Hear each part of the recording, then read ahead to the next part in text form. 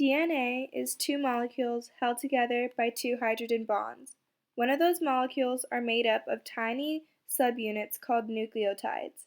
There are three base groups in each nucleotide: a phosphate group, a pentose sugar, and a nitrogen-containing base. There are four different types of nitrogen-containing bases. Adenine, which is the green nucleotide, thymine, which is the red one, guanine, which is the orange one, and cytosine, which is the blue one. There is a complementary base pairing rule where only adenine can pair with thymine and cytosine can only pair with guanine. Cytosine and guanine contain 3 hydrogen bonds, whereas thymine and adenine have 2 hydrogen bonds.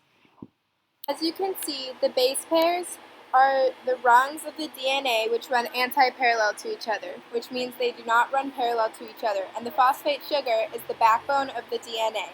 The part that I circled is one nucleotide in a DNA.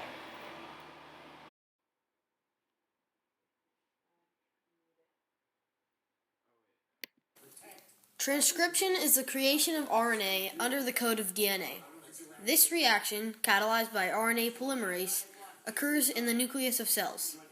First, the RNA polymerase untwists the double helix of the DNA. Next, it pairs the nitrogenous bases to create RNA nucleotides. The final product is a single strand of nucleotides called mRNA. Also, uracil replaces thymine in the base pairing. Translation is the synthesis of the polypeptide, or the amino acid strand, following the instructions of messenger RNA. First, the messenger RNA enters the ribosome, in the cytoplasm of a cell. The mRNA, messenger RNA, is composed of codons, which are sets of 3 bases that code for a certain amino acid.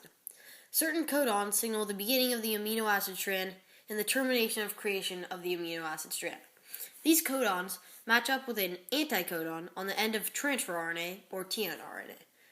tRNA is a single strand of nucleotides that carries an anticodon on one end and an amino acid on the other. Finally, the polypeptide, or string of amino acids, is created.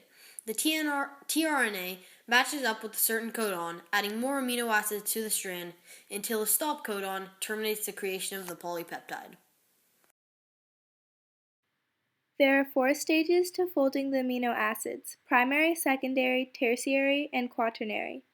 Primary is the sequence of amino acids. The amino acids are chained together by peptide bonds. Secondary is the hydrogen bonding of the peptide backbone, which causes the amino acids to fold into a repeating pattern, which is called the beta sheet, and the amino acids that spiral together are called the alpha helix. Tertiary is the 3-dimensional folding pattern of a protein into a polypeptide chain. Because of the side chain interaction, polypeptide chains generally contain both hydrophobic and hydrophilic residues. The proteins are most stable when the hydrophobic parts are buried, while hydrophilic parts are on the surface, exposed to water.